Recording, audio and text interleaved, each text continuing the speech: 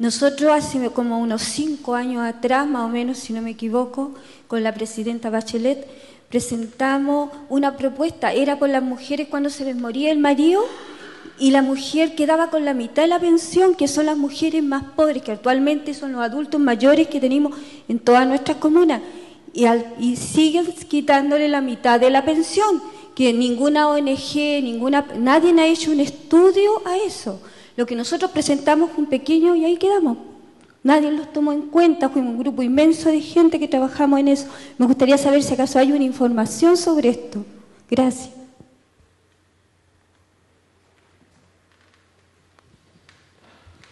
De nuevo, buenas tardes.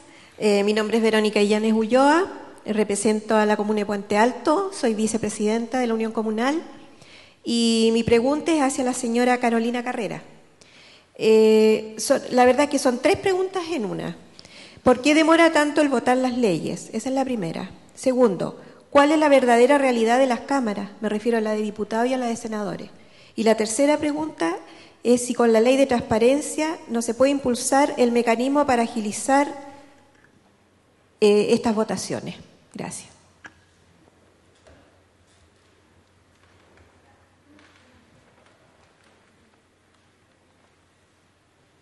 Yo quería complementar lo que dijo... me llamo Leonardo Estrade Brancoli y soy asesor legislativo.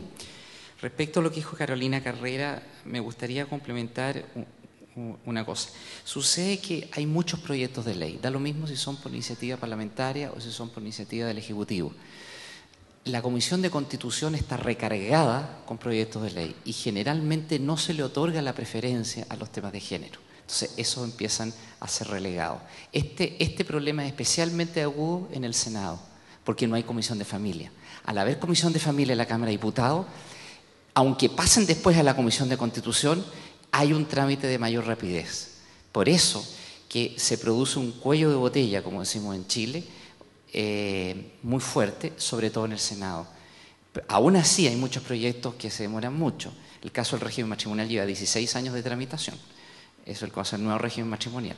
Entonces, eso hace que vaya en la lentitud. Y porque hay muy pocos parlamentarios, o sea, no dan abasto para la cantidad de proyectos que hay.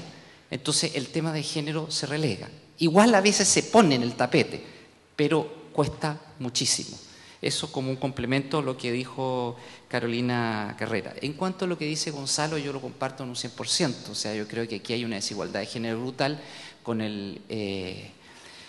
la nueva reforma a la previsión social. Sin embargo, lo consideraría como estrategia. Sé que no hay iniciativa parlamentaria, porque además de la tributaria y el cambio de atribución a funcionarios públicos, solo es de iniciativa del Ejecutivo, cualquiera que esté fuere. Entonces, hacer un proyecto de ley y generar una presión social con ese proyecto de ley. E incluso se podría presentar por parte de un parlamentario, lo van a declarar inconstitucional porque es la obligación de hacerlo por parte del presidente de la Cámara de Diputados y de los funcionarios subalternos que lo van a proponer, pero se genera una discusión, o sea, generar la discusión a nivel de la sociedad. Aún que ese proyecto de ley que te lo va a presentar la diputada, yo trabajo con una diputada, te lo van a declarar inconstitucional, pero no importa, pero va a salir en la televisión. A eso es lo que voy. Bueno.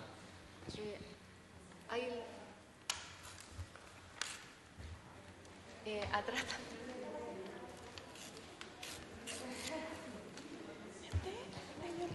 Natalia Flores, Observatorio de Género y Equidad.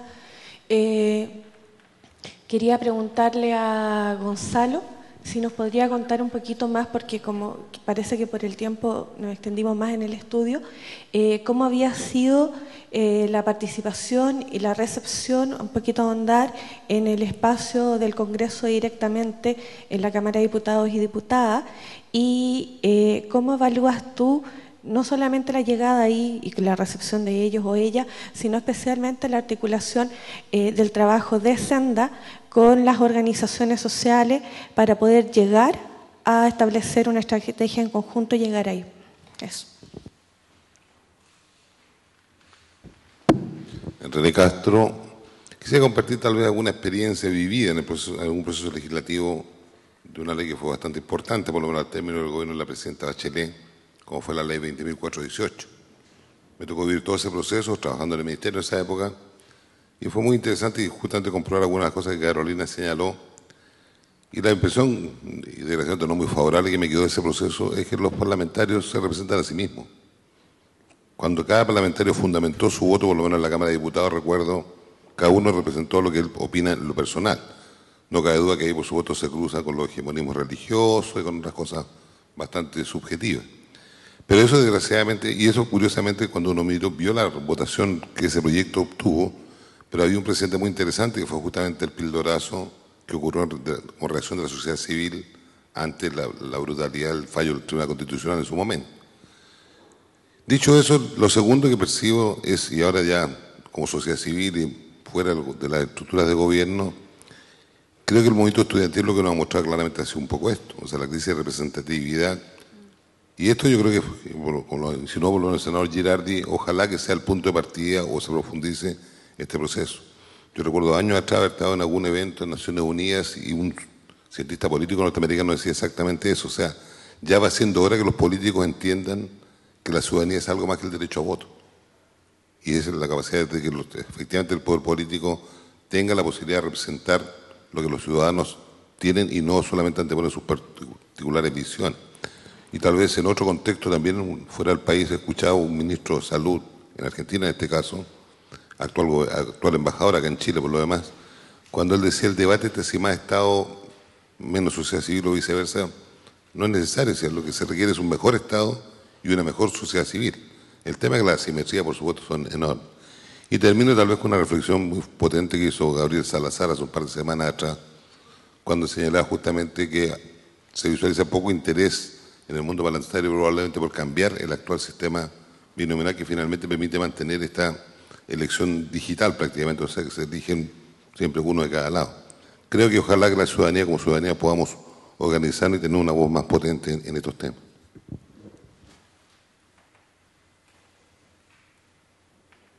Sí, unas dos preguntas o dos comentarios más para después darle la palabra a los panelistas. Hola, buenas tardes. Mi nombre es Jennifer Mella.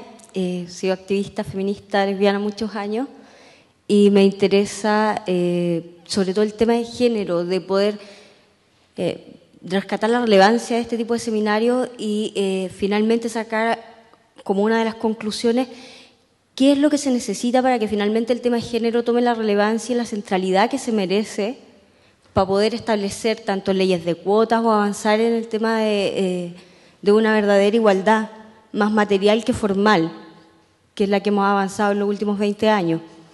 Me refiero por lo menos hasta en el movimiento estudiantil hemos tenido que influir de manera movimentista exigiendo que se retiren los gritos sexistas.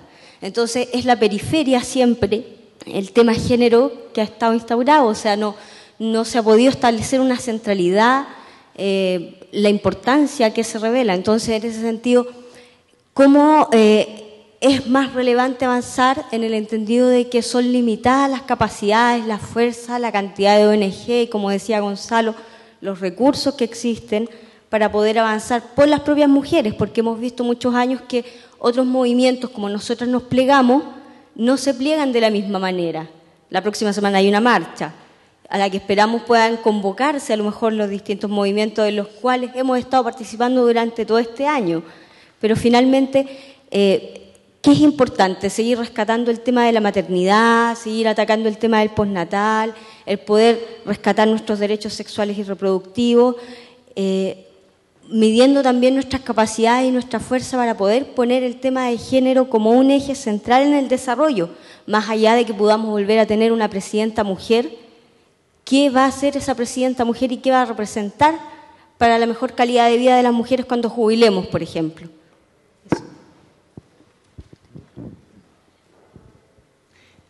Bueno, ahora damos unos 5 minutos a cada panelista para que pueda contestar. Carolina. Vamos a tratar de contestar lo que podamos. Respecto de la pregunta que hacían atrás sobre el tema de los adultos mayores, el tema de la pensión, efectivamente eso fueron compromisos de campaña, recuerdo, de todos los candidatos, como el 7% de los jubilados, etc. La verdad es que me parece un temazo, yo no tengo claro qué pasó, si hay un proyecto de ley o no. me comprometo a averiguarlo, porque además creo que tiene mucha relación con un tema que en este país, y creo que lo pone bien el Gonzalo, no se ha asumido, y es el tema que somos un país que estamos envejeciendo y que el tema de las adultas mayores, de hecho la CEDAW acaba no hace mucho de poner una recomendación general que nos obliga a mirar otra situación que yo creo que ha estado bien poco mirada, para ser honesta. Además. Sí. Respecto de la pregunta de las leyes, ¿por qué demora tanto? La verdad es que yo no creo que sea solamente porque tengan mucha pega, porque si uno saca los 365, les divide los días de vacaciones, los distritales, le queda como 150 de las 600 mociones, no son más de 4 o 5 proyectos diarios que podrían mirar, para ser honesta. Y muchas de las mociones es un párrafo, no es un proyecto de 20 páginas. Yo creo que aquí hay un problema de voluntad política, o sea, absolutamente, y concuerdo con lo que decía el doctor, que respecto de el término de a quién representa y qué escuchan. Basta para nosotras mirar las encuestas que hacemos Corporación Humanas a mujeres año a año, mirar, por ejemplo, este año y el año anterior cuáles son las urgencias legislativas que ellas tienen, no tienen nada que ver con lo que se está debatiendo en el Congreso. Entonces, mientras nuestros legisladores sigan legislando de acuerdo a lo que se les ocurre, sin mirar, y hay elementos para mirar, o sea, hoy día las encuestas de opinión nacionales son un elemento a mirar, por ejemplo. Entonces, la verdad es que si no se considera lo menos eso, me parece que se bate. Y además, seamos honestos, aquí se demora en legislar porque nadie quiere perder. Entonces, se pone a votación cuando hay consenso. Si no hay consenso, no hay ley que se vote porque no se quiere mostrar divisiones ni perder un proyecto de ley, gobierno que esté. Fueron los 20 años de la concertación y lo está haciendo exactamente hoy día la derecha. O sea, ni un proyecto de ley se puso que no hubiera un mínimo de acuerdo y que se supiera que se ganaba. La ley de transparencia, desgraciadamente, no es para el Congreso. El Congreso, si quiere, tiene transparencia electiva, pero la ley de transparencia es para la administración pública. Ni el Poder Ejecutivo, o sea, ni el Poder Legislativo, ni el Poder Judicial entraron en la ley de transparencia. Entonces, se requiere también ahí una ley que transparente efectivamente el accionar de estos otros dos poderes que quedan fuera de esto. La Comisión Constitución históricamente ha sido, como bien lo decían, un cuello de botella, pero entre otras cosas uno mira por qué. Porque cuando no quieren aprobar un proyecto o tienen dificultad, lo que hacen es mandarla a estudios jurídicos 20.000 veces y la llevan 3 años estudiando y vuelven a mandarlo a otros abogados juristas, etcétera, y así sucesivamente. Y eso a mí me parece que nadie lo dice, pero es típico y sobre todo en el Senado que todo lo mandan a estudios importantes. Respecto al tema de género, ¿qué te voy a decir? Que se necesita. Esto es, o sea, cuando hoy día el 90% de las mujeres define que Chile es un país machista y el 85% se siente discriminada en Chile, te está diciendo algo. Yo creo que lo que uno ve es que la única forma de avanzar que se tiene es la presión social y la presión política.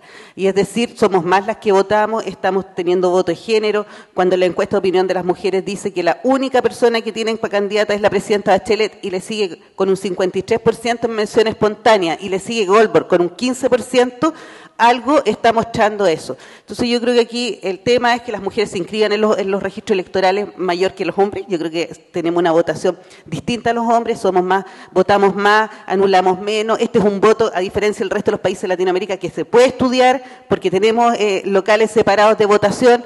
Podemos mostrar empíricamente cómo se está votando por mujeres y yo creo que la presión está ahí.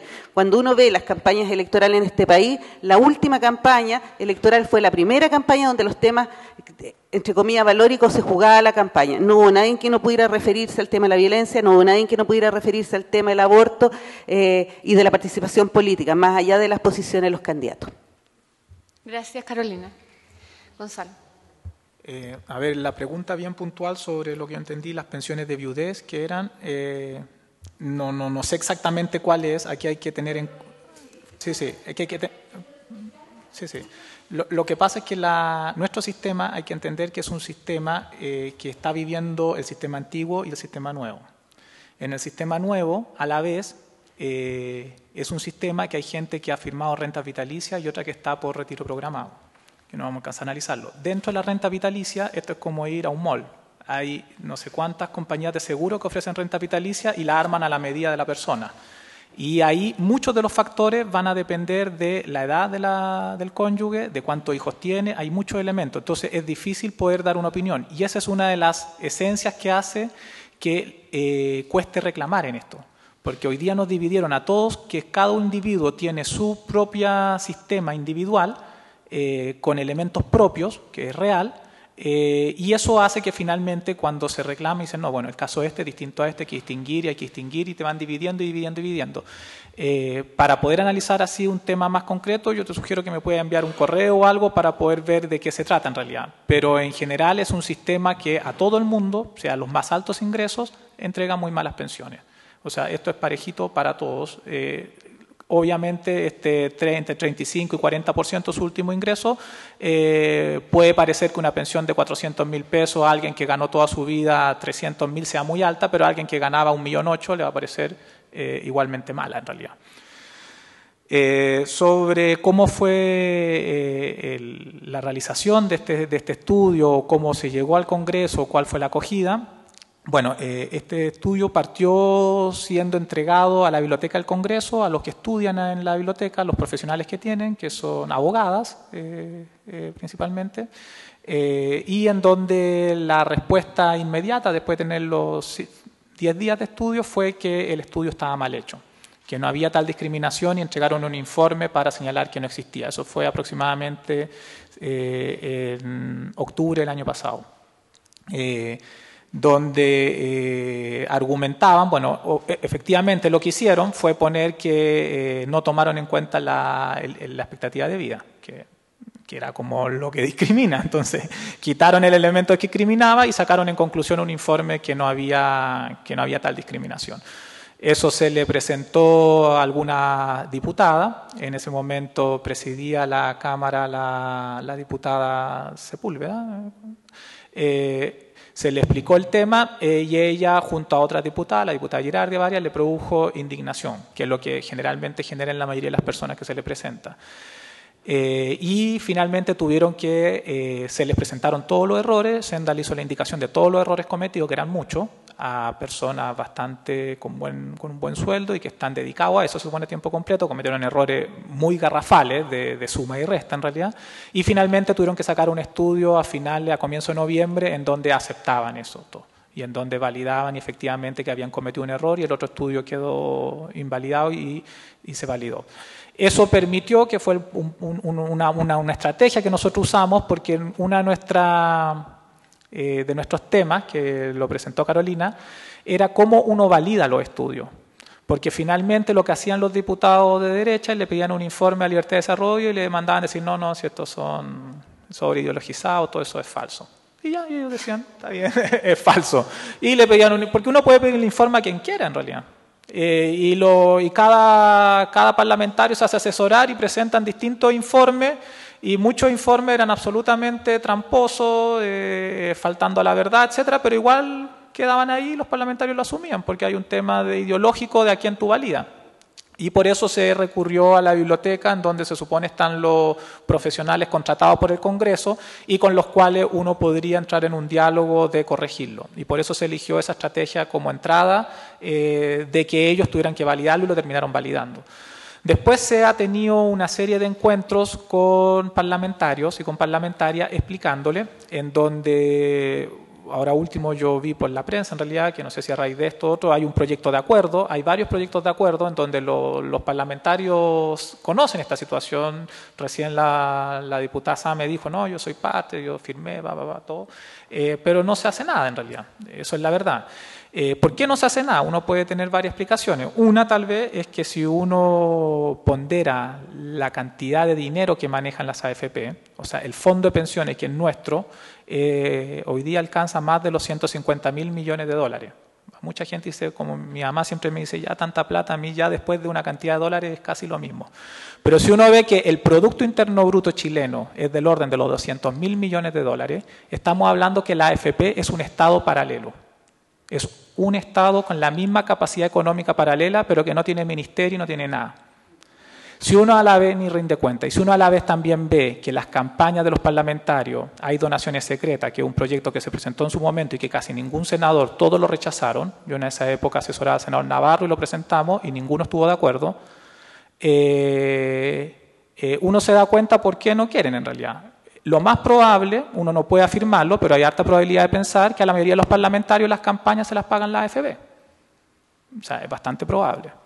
Y también es probable por ello que en la reforma que se hizo en el año 2009 con la presidenta Bachelet, que se llamó una reforma que iba a beneficiar en términos de género, el gran beneficio, o uno de los beneficios que hay en términos de género, porque los otros ya son muy menores, fue el tema del bono por hijos, pero que la verdad para mujeres jóvenes puede tener algún significado, pero para la mayoría de las mujeres no va a tener, y el gran cambio que hubo fue subirles casi por decreto la edad de jubilar de los 60 a los 65, porque todos los beneficios son a los 65, y las AFP, su gran aspiración que siempre habían tenido era ampliar su mercado, porque estaban sujetos a un mercado de los trabajadores dependientes, que es del orden hoy día de los 6 millones y fracción, casi 7 millones de personas, va variando, a los independientes, que son 2 millones o 3 millones más.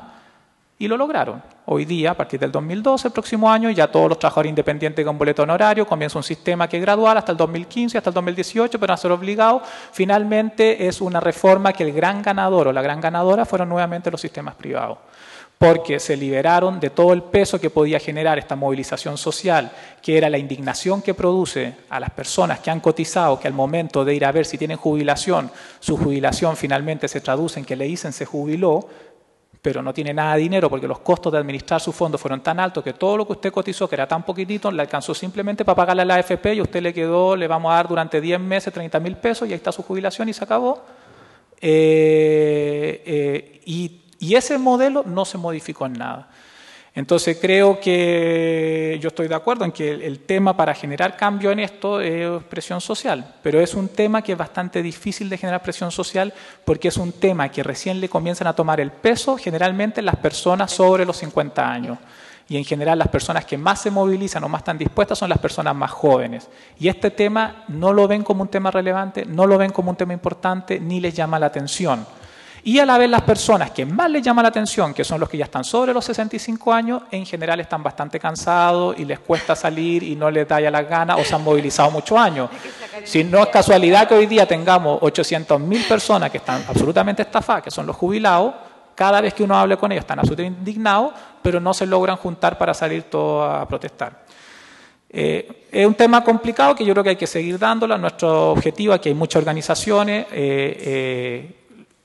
que aceptamos invitaciones para ir a exponer este tema, es más largo en realidad, podemos ir a hablarlo, etcétera, y a la vez es un tema que es de largo plazo, cuesta mucho trabajarlo. Hoy día agradecemos una vez más a ONU Mujeres que permitió durante un año trabajarlo, pero es un tema que para generar cambios requiere mucho más tiempo y que requiere fondos, porque los estudios, o sea, contra quienes uno tiene que comenzar a demostrarle, son realmente instituciones con centros de estudio bastante poderosos que te están todo el rato contradiciendo y mostrando que son mentiras, tratando de falsear. Y eso cuesta. Por último, la pregunta, ¿cómo se cambia? Que dijo Jenny, en realidad, ¿cómo se hace todo esto? Yo creo que también hay un factor de cómo comenzamos a hacer educación, tanto formal como no formal, o sea, educación tanto generar cambio legislativo en la educación,